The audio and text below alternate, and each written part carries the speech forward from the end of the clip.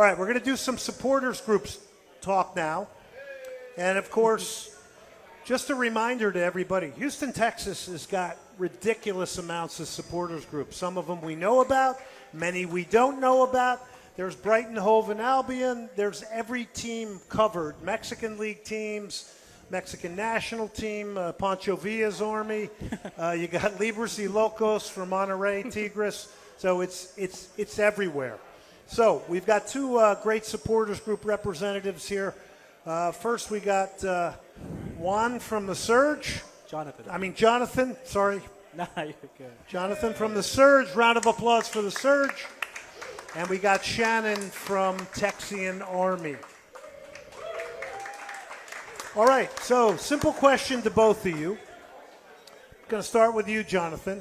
Just a platform for you to talk about the Surge, what it is you guys are about, how much of it is social, how much of it is pressure that you want to put on a team healthy, how much of it is support. Go for it.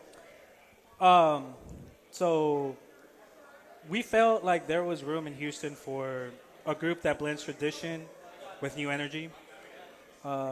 We respect the supporter culture that was already here, but we also wanted to build something that feels accessible, especially for newer fans who may not know how to plug in the supporter section. A lot of people want to chant. A lot of people want to go and be a part of the away days and be a part of something that feels organized. They just don't always know where to start, and we want to be that entry point for them, right? So you're heavy into recruiting. You want to recruit more members, right? Yes. I mean, that's the end game. At the end of the day, we want a huge wall of supporters groups. Yeah. People, right? Exactly. Yes, sir. One thing we really want people to understand is that the Surge is open to everyone. You don't have to know every chant. You don't have to have been here since 2006. If you love Houston and you love the Dynamo, then the Surge is the place. Like, we want you to be a part of Don't the be Surge. intimidated. Don't be scared. Come be a part of our group. Yes. All right, Shannon, Texian Army. So TA's been here since 2006. We were the original group. I've been a part of them for about 9 years now. Same kind of concept. We just want to fill it. We want to fill that section. We want everybody to feel included. We've got everybody from all walks of life, and so it's kind of nice to have that balance. We traditionally, having those traditions within the team, within the club, as well as within our group, tailgating, things like that. We just continue to try to build that as much as we can. Do you guys, Jonathan, have dialogue with the club? I mean, how much interaction No, yeah, do for you have sure. with the club? I know a couple of the group members. They always have this Hustle Town meeting. They meet up with most of the hierarchy of the club, and they talk about, I guess, new ways on how to improve the culture within the club, especially in the support section, especially in Hustle Town. What do they say? Unfortunately, I haven't been a part of those meetings, okay. right? So I wouldn't be able to give you any insight to that. But I know do they try to help you with your numbers? Yeah, for sure. I know they gave like this thing out that if you recruit enough people over to Hustle Town, that the price of the ticketing would have decreased by like a couple hundred. So it just depends on how many people you would recruit to Hustle Town, and then they'll give you like a little discount on purchasing tickets and stuff like that. Can you give out, for anybody who's listening tonight that might want to join the group, there's a great social aspect to it too, but give out your kind of website where people could sign up if they want tonight. I want to get you a couple members tonight. No, yeah, for sure. $25 a head. Yeah, exactly. So we have two tiers. We have the orange tier, which is $25. That which includes the member scarf, a handful of tickets. It also gives you exclusive. It comes with a koozie as well. Before I forget, but it also comes with exclusive perks. Dibs on supporter section tickets. Dibs on away day trips, such as Frisco and Austin, with bus accessibility as well. And then you have the silver membership, which is $75, which includes our season's jersey, the Surge jersey, which it just gives you a way of like how to represent us. And But I'm thinking there's going to be people that don't need the bait line either. They just want to be a part of a great group. You guys have fun. You drink beer. You're watching a great soccer game in a beautiful stadium, great surface. Shannon, tell us about the Texian Army, how you recruit, and what kind of dialogue do you have with the club? So we're on social media with Instagram, with Facebook, with as well as Twitter. I guess now it's X, but it's for like actual membership. It's $25 a year. That includes, again, same kind of thing, access to like away games, priority things like that, member shirt. We try to recruit not only via the social media and by word of mouth, but also at tailgates. So if you come bring a friend, hey, if you want to do this is what you'll get with it, like doing that. But again, the idea is we want to build the culture. We know what the culture is within the groups. We want to build that and expand it through everything. And what he was talking about with the meetings, we meet once a month with the leadership of within the Dynamo. So anybody from ticketing to, stadium, and we discuss things that maybe have happened the game before. What can we do better? What happened with security? Did this go on? So we're still all independent. We all do our own thing. We all have our own, own setup and everything like that. But it's it's more of a collaborative with us, with our section, with security, with the stadium and things like that. So we want to make it as fun and as safe as we can, but we also want to make it as big and as loud as we can at the same time. By the way, you have to, for full disclosure, you're a part of another group too. You better give it a shout out. Yeah, I'm also part of the Houston Red Army, Manchester United supporter group here in Houston. Let the good times roll. Yeah. It's Four in a row? But we go to our bar on Houston Avenue, and it's a great time. So please, if anybody wants to come out and check out a game and stuff, it's a lot of fun. All right, what do you guys learn when you watch? I mean, look, we're going to have some of the best supporters groups in the world coming here for the World Cup. The Dutch fans, the German fans. I mean, these are soccer cultures beyond belief. What do we learn from them? What do you guys learn from them when you're watching Manchester United games or watching a game from Europe?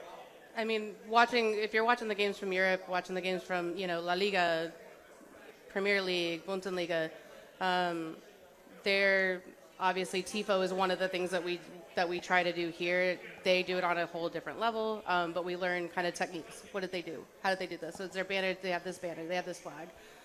So you try to kind of take ideas, but make them your own at the same time. So fit them into your group the way that we do. Also involve community. I think that's a big part of a supporters group. You want to get the community of Houston or any other really suburb around the area. You want them to get all and be a part of not just your group, but share your same love for the Dynamo. And like she said, get them involved in creating TIFOs and making those memories. Do you guys realize that players, coaches, they come and go? They come and go. Club never leaves.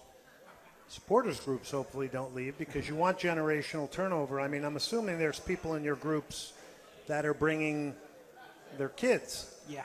That are one day going to be Dynamo supporters. Yeah. They're gonna Season fall in ticket love. holders. They're going to want to carry on like my mom and dad, having a fun time at the game, right? Do you have a lot of that? Yeah, actually, we like I said, we want to be. We want to build that accessibility to everybody, whether you're new to soccer, whether you're bringing your kids, whether you're being a long-time supporter. Like, we want you to be involved within not just the Surge, but with all of the Dynamo pretty much and everything that we have going on. Right. Shannon? We have members that have had kids. We've got a couple that have gotten married and they met within the group. Gotten married. So they got married Any within the singles group. in that group? I'm heading for that. Can I join the Texian Army tonight? But like they're bringing their kids, and it's great to see the generation continue to build and to see our members that have kids bring them in and have them. come that's in crazy full because first. I remember way back, this is before your time, the Tampa Bay Rowdies had a section, and they had it was in the old sombrero in the NASL, and they told these stories about how many people met in these groups and ended up getting married, and a lot of college kids as well. Yeah, so it's really great to see the groups, all of the groups grow, not only from, people that are obviously of drinking age and can do party on that end, but also bringing their families in and having them bring their friends in and things like that. So it's great to see that. So generational is it all nice, or, when it's not going well, are we going to put healthy pressure on the players, or do we have to behave and just be nice and empathetic? And No, of course not. I would, like you said, healthy pressure. Don't you feel that's a part of helping the team and the club be Exactly. successful? Especially after the 2 years that we've had, the first 2 years under this new regime, we saw some big heights, especially with the coming of Hector Herrera, making the playoffs, going all the way to the Western Conference. Then the second year, I think we tallied like the most points within our entire history, right? And then the unfortunate what happened last season. I know most of us were pretty upset of how we let go of Mikael, how we didn't brought in the, So when you let go of Mikael and Brooklyn Reigns, you as a group, and you too, Shannon, your group, are you guys saying, well, where's our ambition going? We just got rid of two of our best players. Are we trying to win an MLS Cup, or are we just appeasing an owner and selling players so that he can cash in a little bit instead of build something that's long-term? That's always been my issue with the Houston Dynamo. I don't see us ascending. I don't see us creating a culture both in the front office that goes out and like a stock is going up. It flatlines all the time, and it's like we're throwing stuff at the wall. I think part of it is not understanding their decision making. So they make the decision, and okay, it's a business, we get that. But at the same time, like from a fan standpoint, a supporter standpoint, we see what happens when these decisions are made, but we have no idea. We see the consequences of it, but we never see like why. What was the thought process of that player being traded? That player being sold off. That's the biggest. I know what it is. Well, so Cash. well, that's the thing is like, is there like It's called cash. okay, so you sell a player, that's great, but you don't have anybody to take that space. You don't have anybody to build That's what off I'm of saying. the depth. That's what it says. What does that say to an overall fan base? And then you wonder why nobody's coming to the games the way we would want them to come. That's part of that transparency. Like we want that. Yeah. We would love to have that transparency. Give us a little bit more of understanding, other than just like, okay, we got that part. And we can't be told that, oh, we had to sell Mikael, or we had. No, you didn't. You didn't have to sell either of those guys. By the way, now Artur's injured, and this would have been a prime time for Brooklyn Reigns to even mature more as a soccer player. All right, let's give a round of applause. Shannon, Jonathan, great job, everybody. Thank you very much for coming out tonight, Shannon. We appreciate it. Jonathan, thank you very much as well. Senate Avenue Brewing off of 290. Senate Avenue exit. By the way, it's Surge, Texian Army. Talk to them if you want to join their group. They did an excellent job, both of them. Thank you very much. We got more to come here tonight. If Earl Barrett is in the house, we will get there. He is.